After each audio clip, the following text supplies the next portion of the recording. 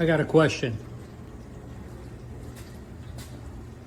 Should the exhaust fan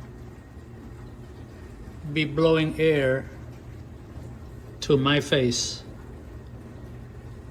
when I turn it on?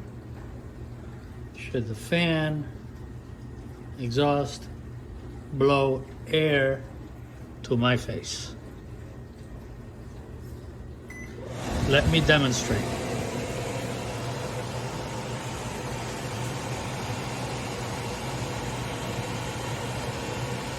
That is some airflow to your face when you're cooking.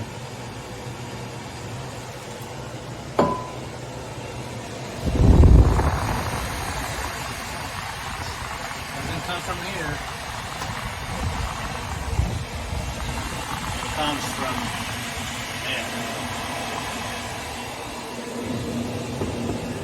there. Microwave exhaust is set up wrong. It is set up to vent out ductwork instead of recirculating. Make sure you guys check that. So that way you don't blow my hair out, please. All right then.